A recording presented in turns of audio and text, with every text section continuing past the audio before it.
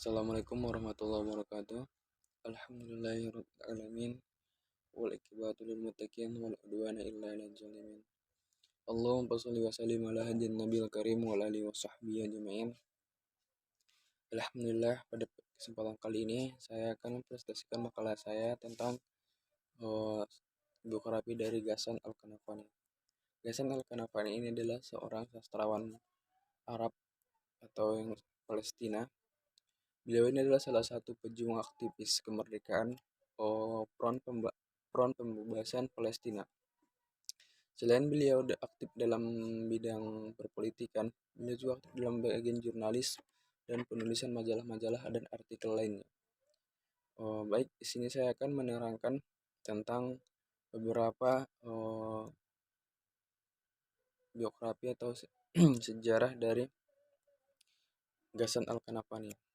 Di sini saya membagi kepada 4 pembahasan. Yang pertama adalah tentang masa kelahiran dari Ghassan Al-Kanafani, istrinya, dan masa perpolitikannya, dan yang terakhir tentang hasil karyanya. Baik, yang pertama di sini saya akan menerangkan tentang dari masa kelahiran dari Ghassan Al-Kanafani.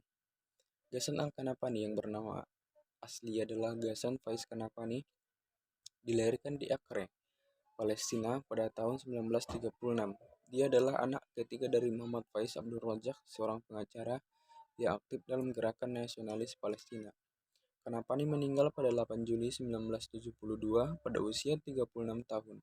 Ia bersama keponakannya Lamis dibunuh dalam sebuah ledakan bom mobil oleh dinas rahasia Israel.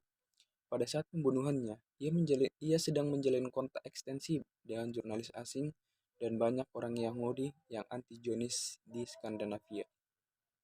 Tulis-tulisan politik dan jurnalismenya dianggap memberikan dampak besar terhadap pemikiran dan strategi Arab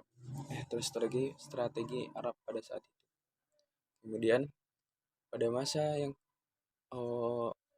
pernikahannya, yaitu dengan pada tahun 1961 ia menikah dengan Annie Hofer, seorang pendidik Denmark dan aktivis hak anak, dan dikaruniai 2 orang anak. Pada tahun 1962 Ghassan Kanafani Wani Ghassan mendirikan Ghassan Kanafani Cultural Foundation untuk memperingati karya suaminya. Ghassan Kanafani adalah seorang novelis, cerpenis, dan dramawan Palestina yang terkenal dengan karyanya yang mengangkat tema ketercerobotan, pengasingan, dan perjuangan rakyat Palestina. Dan yang ketiga di sini, masa perpolitikan dari Ghassan Kanafani. Pada tahun 1952, ia juga mendaftar di jurusan sastra Arab di Universitas Damaskus. Pada tahun berikutnya, dia bertemu dengan George Habas. George Habas ini adalah sebagai pamongnya untuk masuk kepada dunia perpolitikan, yang memperkenalkannya pada politik dan memberikan pengaruh penting pada karya awalnya.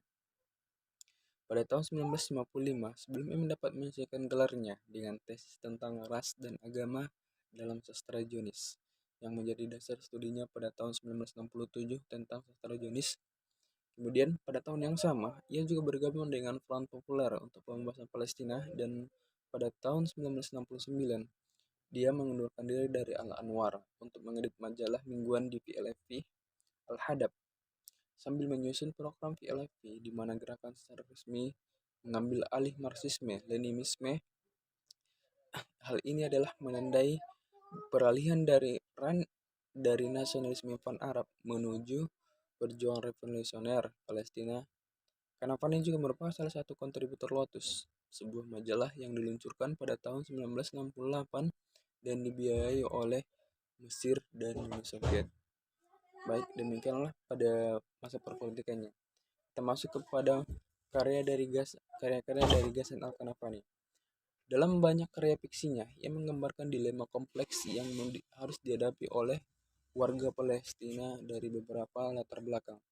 Kanafani adalah orang pertama yang menyebarkan gagasan sastra perlawanan, yaitu adalah Al-Adab Al-Muwaqqama, yaitu adalah sehubungan dengan tulisan Palestina dalam 2 karya yang diterbitkan masing-masing pada tahun 1968 dan 1968.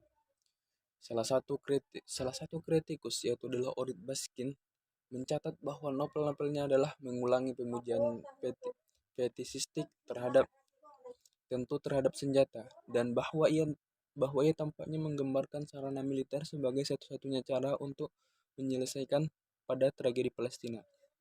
Kemudian, meski menonjol sebagai pemikir politik, Gasan Kanapani tercatat menyatakan bahwa sastra adalah semangat pembentuk di balik politiknya. Karya sastra Kanapani digambarkan sebagai jelas dan lugas, teknik naratifnya modernis, menggunakan efek kilas balik dan beragam suara naratif mewakili kemajuan nyata dan fiksi Arab. Ada salah satu slogan yang sering disebutkan oleh Ghassan Al-Kanafani adalah anak adalah masa depan kita. Itulah kata-kata beliau yang sering dia ucapkan pada setiap pertemuan. Demikiannya selalu berkata, tak heran ia banyak menulis cerita dengan anak-anak sebagai tokoh utamanya. Karya-karyanya sangat menyentuh dan berisi nilai-nilai kemanusiaan yang universal. Tak heran jika karya dari Ghassan Al-Kanafani tetap hidup dan bahkan menginspirasi kesusastraan Arab modern dan dunia. Di antara karya-karyanya di sini adalah tentang Returning to Haifa, yaitu adalah kembali ke Haifa, Gas Azal Rizal wal Banatul Ju, dan lain sebagainya. Baik, demikianlah prestasi saya pada makalah biografi biografi salah satu sastrawan Arab, yaitu adalah Ghassan Al-Kanafani. Tugas ini untuk tugas ini untuk memenuhi mata kuliah Tarikhul Adab 3 yang diampu oleh Ustadz Rahmat Dinur, Magister Pendidikan. Baik, wassalamualaikum warahmatullahi wabarakatuh.